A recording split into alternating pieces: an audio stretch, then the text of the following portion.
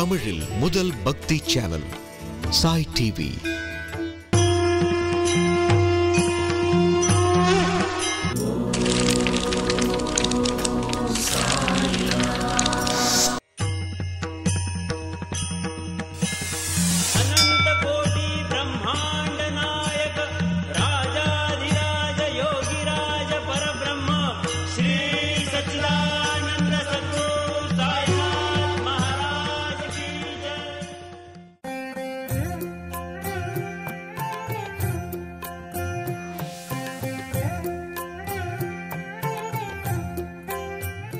ओम गुरुर् ब्रह्मा गुरुर् विष्णु गुरुर्देवो महेश्वरः गुरु साक्षात् परब्रह्मं तस्मै श्री गुरवे नमः.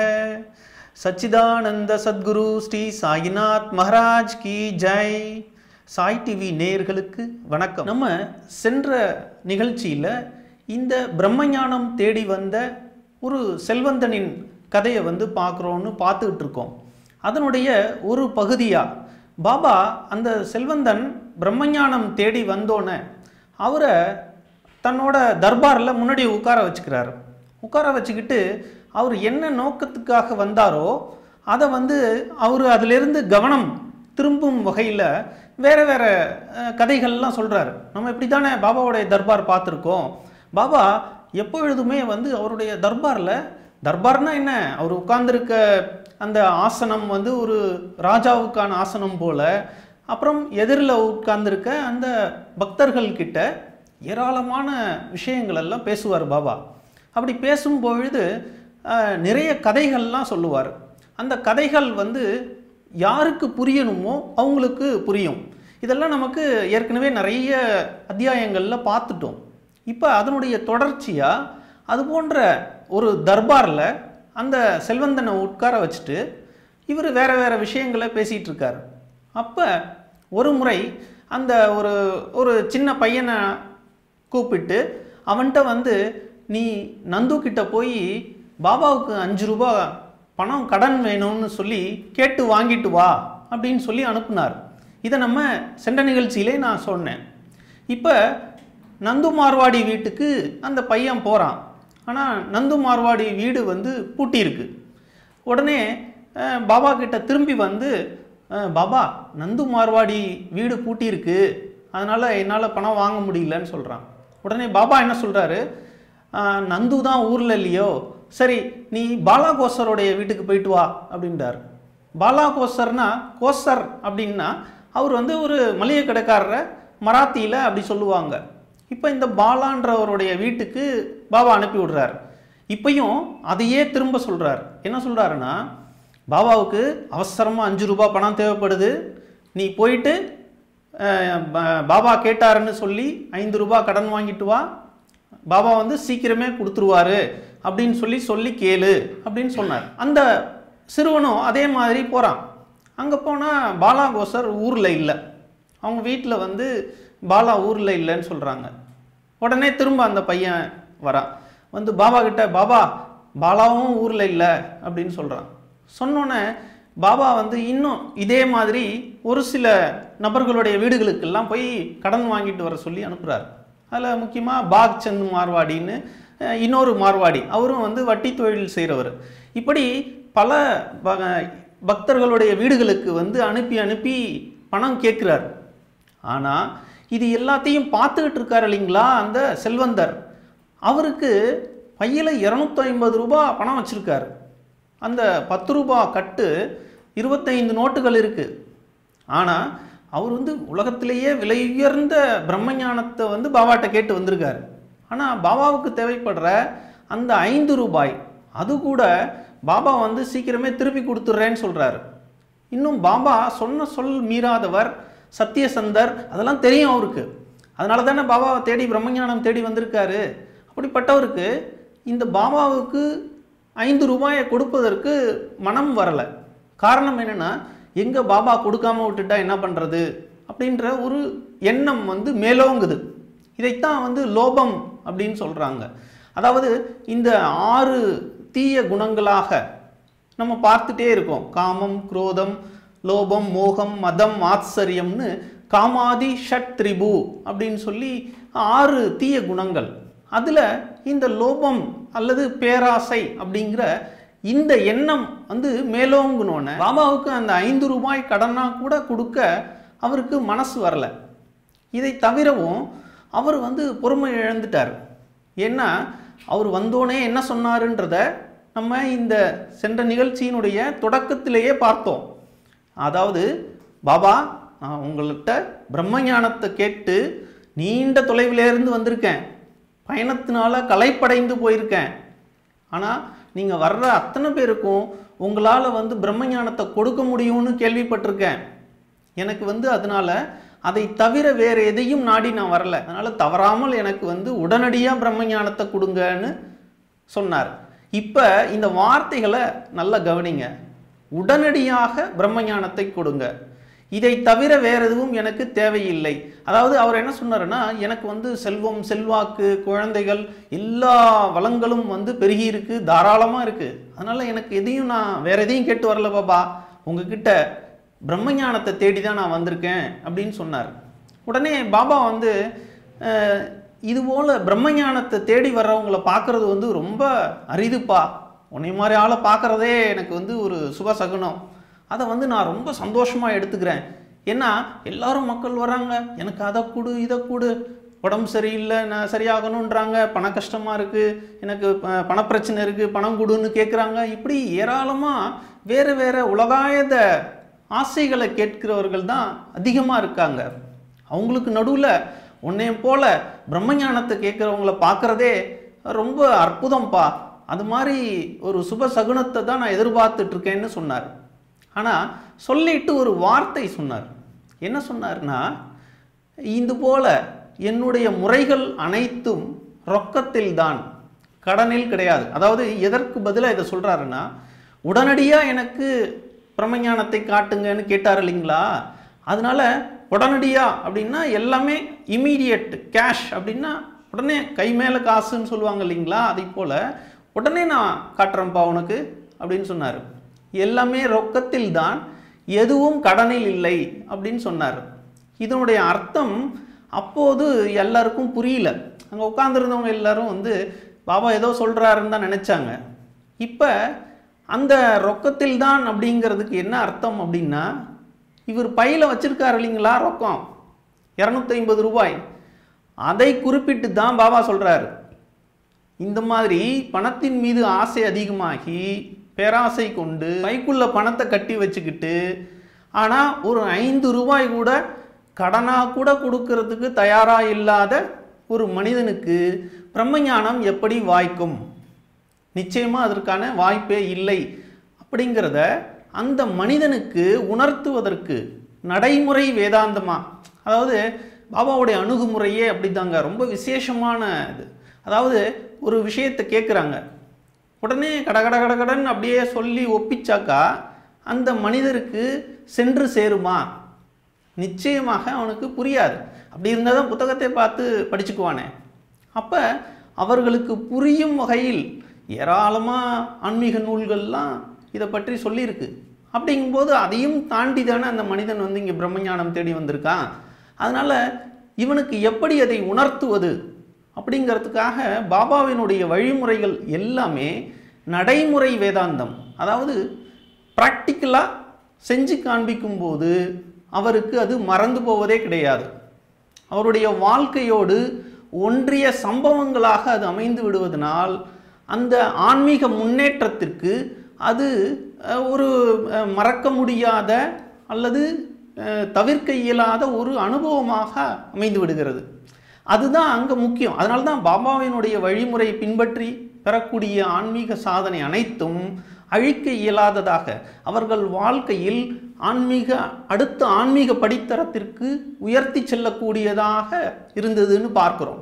அப்போ அந்த முறையில் இந்த மனிதனுக்கு பணத்தின் மீது பேராசை கொள்ளக்கூடாது என்பதை உணர்த்தும் விதமாகத்தான் பாபா இந்த பையனை போய் கடனை வாங்கிட்டு வா, நந்து வீட்டுக்கு போ, பாலா வீட்டுக்கு போ, பாக்சந்த் வீட்டுக்கு போ அப்படிலாம் அனுப்புனார். ஆனால் இது எதுவுமே போயிட்டு பணம் இல்லைன்னு வரும்போது கூட அந்த மனிதனுக்கு தன்னிடம் இருக்கும் 5 ரூபாயை கொடுப்பதற்கு மனம் வரவில்லை. அப்போ அது மாத்திரம் இல்லை, அந்த மனிதன் என்ன சொல்கிறாரு பாருங்க, பாபா எனக்கு டைம் ஆயிடுச்சு, நான் புறப்படணும், அதனால் எனக்கு சீக்கிரமாக பிரம்மஞானத்தை காட்டுங்க. ஏன் இதை கேட்கிறார்னா, இந்த மனிதர் செல்வந்தராக இருந்தபோதும் போய் வருவதற்கு சேர்த்து டோங்கா பேசிட்டு வந்திருக்கார். ஷீரடிக்கு அவர் வந்து இறங்கின மன்மாடு அல்லது கோப்பர்காம் பகுதியிலிருந்து ஒரு குதிரை வண்டியில் ஷீரடிக்கு வருவதற்கு மாத்திரம் பேசினா வண்டி சத்தம் கூலி அதிகமாக கொடுக்கணுன்ட்டு போயிட்டு வருவதற்கு சேர்த்து பேசிட்டு வந்திருக்காரு. இப்போ இவர் இங்கே தாமதமாக ஆக வண்டிக்காரன் அமௌண்ட்டு தொகை வந்து இன்னும் கூட கூலி கேட்பானே, அதனால் அதுக்குள்ளே சீக்கிரமாக நம்ம வந்து இங்கேருந்து புறப்பட்டு போகணும் அப்படின்னு சொல்லி நினைக்கிறார். இப்போ பாபாவுக்கு இது தெரியாதா என்ன? வரும்போதே இந்த மனிதனுடைய பணத்தின் மீதான பேராசையை அது பிரம்மத்திற்கு தடையாக, பிரம்மத்தை அந்த மனிதன் அடைவதற்கு தடையாக இருக்குங்கிறது தான் பாபாவினுடைய ஒரு அணுகுமுறை. அதற்காகத்தான் இவ்வளோ இதுவும் செஞ்சு காண்பிக்கிறார். இந்த மனிதன் இப்படி கேட்டோன்னே பாபா சொல்கிறாரு, என்ன தருமை நண்பனே, நான் இவ்வளோ நேரம் செஞ்சதெல்லாம் என்னன்னு நினைக்கிற, எல்லாமே உனக்கு பிரம்மஞானத்தை காட்டுறதுக்கு தான்ப்பா அப்படின்னு சொல்லிட்டு ஒரு நீண்ட ஒரு சொற்பொழிவு போல விளக்கம் சொன்னார். பிரம்மஞானம்னா என்ன, அது அடைவதற்கான தகுதிகள் என்னென்ன அப்படின்னு சொல்லி நீண்ட ஒரு சொற்பொழிவு போல சொன்னார். பொதுவாக நமக்கே தெரியும், நம்ம இதற்கு முன்னால் பல லீலைகளில் நம்ம பார்த்துருக்கோம். பாபா வந்து நீண்ட சொற்பொழிவு உபதேசம்லாம் பண்ணுறது கிடையாது. எல்லாமே ப்ராக்டிக்கலாகவே அந்த மனிதன் மறக்க இயலாத வகையில் செஞ்சு காண்பிச்சிடுறார்.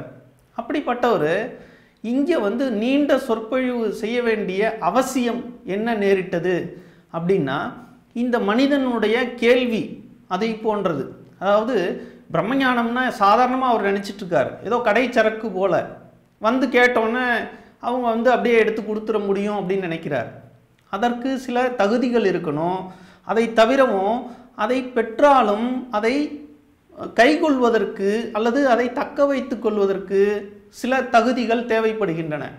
இதை பற்றி நிறையா ராமகிருஷ்ண பரமஹம்சரிலிருந்து, மகாவீரர்லேருந்து, ஜீசஸ் கிறிஸ்து, இயேசுநாதரிலிருந்து எல்லாருமே இந்த பிரம்மஞானத்தை பற்றி ரொம்ப அழகாக சொல்லியிருக்காங்க.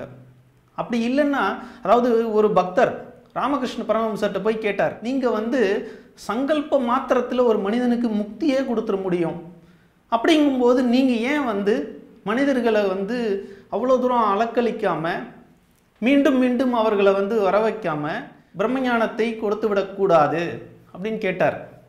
அதாவது ஆத்ம சாட்சாத்காரம்னு நீங்கள் ஏன் வந்து கடவுள் காட்சியை உடனே கொடுத்துடக்கூடாது அப்படின்னு கேட்டார். அப்போ ராமகிருஷ்ண பரமஹம்சர் சொல்கிறார், நான் என்னால் சங்கல்ப மாத்திரத்தில் அந்த மனிதனுக்கு கடவுளை காட்டிவிட முடியும், ஆனால் அதை தக்க வைத்து கொள்ளக்கூடிய தகுதியை அவன் பெற்றிருக்க வேண்டும்.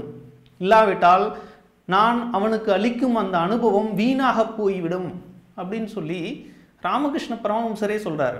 இதை பற்றி நம்ம பின்னாடி பார்க்க போகிறோம். இந்த தகுதி என்ன, இதுக்காக சில லீலைகள்லாம், நம்ம சுவாரஸ்யமான லீலைகள்லாம் இருக்குது. அது எப்படி இந்த தகுதிகளை வந்து பாபா வந்து அந்த நபர்கள்கிட்ட, அதற்கான ஆத்ம வித்யை பெறுவதற்காக வந்த நபர்களிடம் அந்த தகுதியை இருக்கிறதா என்று சோதிப்பதற்கோ அல்லது அந்த தகுதியினுடைய முக்கியத்துவத்தையோ பாபா வந்து சொல்கிறார். ரொம்ப சுவாரஸ்யமான சில லீலைகள்லாம் பின்னாடி பார்க்க போகிறோம். ஆனால் இப்போ இந்த நபர்கிட்ட, இந்த செல்வந்தர்கிட்ட பாபா சொல்கிறார். எதற்கு இது சொல்கிறேன்னா, பாபா வந்து உபதேசமாக நீண்ட சொற்பொழிவு போல பேசியது வந்து ஒரு 2-3 தருணங்களில் தான். ஒரு முறை நானா சாஹேப் சந்தோர்கருக்கு பகவத்கீதையுடைய விளக்கம் சொன்னார். அப்போ ரொம்ப நீண்ட சொற்பொழிவு போல பேசினார். அதே போல் மிக நீண்ட சொற்பொழிவாக பேசிய தருணங்கள் வந்து ரொம்ப அரிது.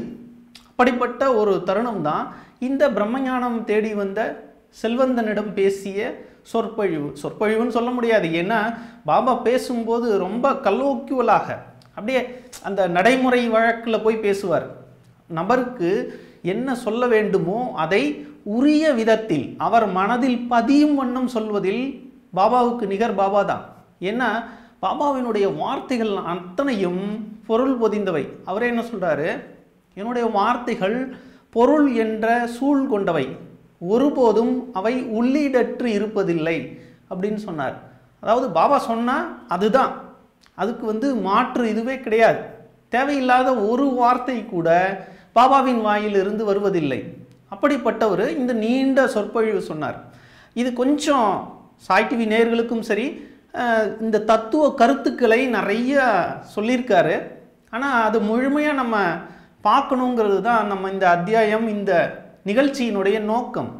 அதனால் அதாவது கொஞ்சம் கஷ்டமாக இருக்குங்கிறதுக்காக இதை விட்டுட்டு போனோம்னா இந்த சத்சரித பாராயணம் முழுமையடையாது. அதனால் அவர் சொன்ன கருத்துக்கள் கொஞ்சம் கஷ்டமாக இருந்தாலும் அதை பற்றி சுருக்கமாக அப்படியே நான் அந்த தலைப்பு மட்டுமாவது சொல்லிக்கிட்டு வரேன். தயக்கூர்ந்து வாசகர்கள் அதை கேட்கணும். இப்போ பாபா என்ன சொல்கிறாரு, எனது அருமை நண்பனே, உனக்கு நான் பிரம்மஞானத்தை காட்டுறதுக்கு தான்ப்பா இவ்வளவும் பண்ணேன் அப்படின்னு சொல்லிட்டு, பிரம்மஞானம் என்பது கத்தியின் முனையில் நடப்பதை போல கடினமானது அப்படின்னு சொன்னார். சொன்னோன்னா இந்த மனிதனுக்கு ஒன்றும் புரியல. என்ன பிரம்மஞானம்ன்ட்டு வந்தால் இவர் கத்தி முனையில் நடக்கிற மாதிரி கஷ்டம்னு சொல்கிறாருன்னு. அப்போ அடுத்தடுத்து பாபா அப்படியே சொல்லிக்கிட்டே போகிறார்.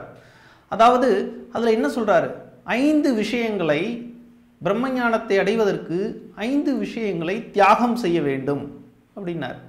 அதாவது இங்கே பார்த்தீங்கன்னா பாபாவுடைய சாமர்த்தியம் இங்கே ரொம்ப நல்லா தெரியும்.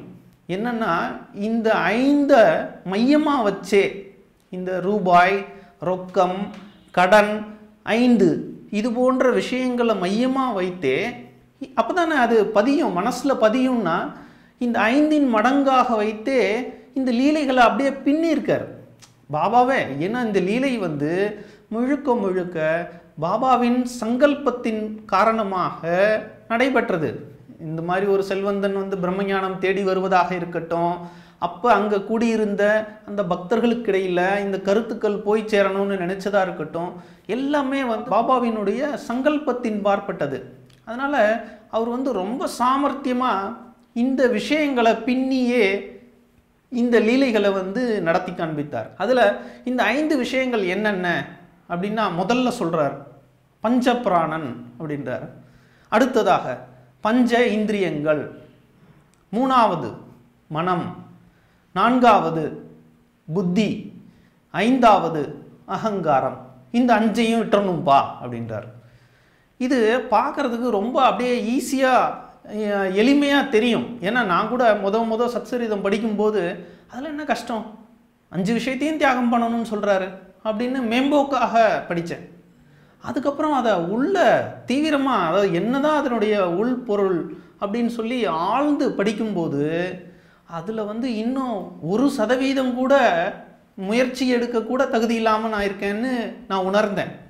அப்போ இந்த 5 பிராணன்கள் அப்படின்றது என்ன அப்படின்னா, நமக்கு தெரியும் பிராணன், அபானன், உதானன், இப்படி 5 பிராணன்கள் இருக்குது. அதாவது இந்த 5 பிராணன்களில் அதை உதாரணமாக சொல்லணுன்னா, நம்மளுடைய பிராணன் ஆக்சிஜன் உடம்புக்குள்ளே போய் வருது இல்லைங்களா, அது பிராணன். அதை போல் அபானன் என்று ஏப்பம் விடுறோம், அப்புறம் உடலிலிருந்து காற்று பிரிகிறது. இதுபோல் சமானன்னு ஒரு வாயு இருக்குது. இந்த சமானன்ற வாயு உடலினுடைய சமநிலையை பேணக்கூடியது. இப்படி 5 விதமான பிராணன்கள் இருக்கிறது. இந்த 5 பிராணனுமே இறைவனை சிந்தித்தவாறு இருக்க வேண்டும். இது சாத்தியமாக சொல்லுங்கள். உதாரணமாக நம்மளால் ஏப்பம் விடுறோம், அந்த ஏப்பம் விடும்போது கூட இறைவனை யோசித்தவாறே ஏப்பம் விட வேண்டும். அதான் அதுக்கு அர்த்தம். தியாகம் பண்ணணும் அப்படின்னா ஏப்பம் விடுறதை தியாகம் பண்ணணும்னு அர்த்தம் இல்லை. அந்த ஏப்பம் விடும்போதும் இறை சிந்தனையிலேயே இருக்க வேண்டும். நான் இது உதாரணத்துக்கு சொல்கிறேன். அதனால் இந்த 5 பிராணனையும் தியாகம் பண்ண வேண்டும் என்பதனுடைய அர்த்தமே உலக வாழ்க்கையிலிருந்து, உலகாயுதத்திலிருந்து அகமுகமாக இந்த மனதை இறைவனை நோக்கி திருப்ப வேண்டும். அதில் இந்த 5 பிராணன்களையும் இறைவனை நோக்கியவாறு திருப்ப வேண்டும். இதில் இன்னும் தெளிவாக புரிஞ்சுக்கணுன்னா நான் ஒரே ஒரு உதாரணத்தை மட்டும் சொல்கிறேன். நம்ம ஏற்கனவே பார்த்துருக்கோம், ஷாமாவுடைய வாழ்க்கையில் நடந்த ஒரு சம்பவம். அதாவது கபர்தே தன்னுடைய நாட்குறிப்பில், கபர்தேயின் டைரியில் எழுதி வைத்திருந்தார். என்ன எழுதியிருந்தார்னா, இந்த மாதிரி ஷாமா அவர்கள் தூங்கும் பொழுது அப்படியே மூச்சு இழுத்து விடுறார். தூக்கத்தில் தூங்கிட்டு இருக்காரு. அந்த மூச்சு இழுத்து விடும்போது சாயின் மகாராஜ், சாயின் மகாராஜ் அப்படி அந்த சத்தம் இருந்ததாக கபர்தே பதிவு செய்தார்னு பார்த்தோம். அப்போ நான் சொன்னேன் இல்லைங்களா, இது ஹம்ச யோகம்னு சொல்லக்கூடிய சோஹம் சோஹம் சோஹம் என்ற இயற்கையினுடைய அந்த நாதம், அதனுடைய வெளிப்பாடாக இது சோஹம் சோஹம் இப்படி சொல்லப்படும் போது அது ஹம்ச என்று வரும். ஹம்ச யோகம்னு இதுக்கு பேர். இதை பற்றி ஏற்கனவே நம்ம அந்த லீலையில் பார்த்தோம். இதுதான் இப்போ அந்த பிராணனானது, இந்த பஞ்ச பிராணனில் இந்த பிராணன் இறைவனை நோக்கியவாறு செலுத்தப்பட்டு விட்டது ஷாமாவை பொறுத்தவரை. அதைத்தான் அந்த லீலை உணர்த்தினது. இதை போலவே 5 பிராணன்களையும் நம்ம செலுத்தணும். இது பஞ்ச பிராணன். அடுத்ததாக பஞ்ச இந்திரியங்கள் நமக்கு தெரியும். கண், காது, மூக்கு இப்படி 5 புலன் உறுப்புகள் இருக்கின்றன. இது எல்லாமே இறைவனை நோக்கி திருப்பணும். பார்க்கறதுக்கும் கேட்கறதுக்கும் இது ரொம்ப ஈஸியாக இருக்கும். பார்க்கும்போது அதனால என்ன, எல்லாம் சாமியை பற்றியே நினைக்கிறோமா, முடியுமா என்றால் மிக கடினம். அதற்காக நம்ம முயற்சி அதிகமாக செய்ய வேண்டியிருக்கு. ஏன்னா கண் இறைவனையே பார்த்திருக்க வேண்டும், காதுகள் இறை நாமத்தையே கேட்டிருக்க வேண்டும், நுகர்வது இறைவனுடைய மனமாகவே அது இருக்க வேண்டும். இப்படி ஒவ்வொரு உறுப்புகளும் இறைவனை நோக்கி செலுத்தப்பட வேண்டும். அப்படிங்கிறது தான் இந்த பாபாவினுடைய இந்த கட்டளையினுடைய தாத்பரியம். அதாவது தியாகம் பண்ணணும்னு சொல்கிறாரு இல்லைங்களா, சமர்ப்பணம் பண்ணணும்னு. அதில் இப்படி மூன்றாவதாக மனம், மனசு முழுக்க முழுக்க இறை சிந்தனையிலேயே இருக்க வேண்டும். அது முடியுமா? நீங்கள் தான் யோசிக்கணும். ஏன்னா மனம் என்பது மனிதனுக்கு அவ்வளவு சடுதியில் மாறக்கூடிய வல்லமை உடையது. அதை கட்டுப்படுத்துறது மிக மிக கடினமாக இருக்கிறது. அடுத்ததாக புத்தி, புத்தி எப்பொழுதும் இறை சிந்தனையில் இருக்க வேண்டும். அகங்காரம் இறைவனை நோக்கி செலுத்தப்பட வேண்டும். இப்போ தெரிஞ்சிருக்கும், இந்த பிரம்ம வித்தை என்பது கத்தியின் முனை மீது நடப்பது போன்றது என்று பாபா ஏன் சொன்னார் என்று நமக்கு புரிந்திருக்கும். ஆனால் இதே கருத்தை இந்த புலன்கள் அனைத்தும் இறைவன்பால் திருப்பப்பட வேண்டும், இந்த 5 விஷயங்களும் இறைவன்பால் திருப்பப்பட வேண்டும்னு சொல்கிறாரு இல்லைங்களா. இது ஏதோ புதுசு போல, இந்த பணக்கார இந்த செல்வந்தனுக்கு சொல்ல விஷயம் போல நமக்கு தெரியும். ஆனால் ஏற்கனவே நாம் பலமுறை பார்த்திருக்கின்றோம். காயேன வாச்சா மனசேந்திரியைர்வா புத்தியாத்மனாவா பிரகிருத்தே ஸ்வபாவாத் கரோமி யத்யத் சகலம் பரஸ்மை நாராயணாயேதி சமர்ப்பயாமி. இது ஆரத்தி பாடலிலும் இது இடம்பெற்றிருக்கு. இப்போ புரியும், காயமிலிருந்து வாக்கு மனம் அனைத்தும் இறைவனுடைய சிந்தனையாகவே நாராயணனுக்கே சமர்ப்பணமாகட்டும்னு பாடினாங்க இல்லைங்களா. அதை சுருக்கமாக பாபா 5 விஷயங்களை நீ சமர்ப்பணம் செய்ய வேண்டும்னு சொல்லி இந்த விஷயங்களை பட்டியலிட்டார். இதோட இல்லைங்க, இன்னும் நிறைய விஷயங்களை சொல்லியிருக்காரு. அதற்கான தகுதி அனைத்தும் 5 மடங்குகளாக விவரித்து கொண்டே போனார். அது கொஞ்சம் அந்த வார்த்தைகள்லாம் கடினமாக இருக்கலாம். ஆனால் எனக்கு தெரிஞ்ச வரைக்கும் அதை சுருக்கமாக எளிதாக சொல்ல முயற்சி செய்கின்றேன். அதை குறித்த இன்னும் சில சுவாரஸ்யமான தகவல்களுடன் அடுத்த நிகழ்ச்சியில் சந்திப்போம். ஸ்ரீ சாயியை பணிக. அனைவருக்கும் சாந்தி நிலவட்டும். ஜெய் சாய்ராம்.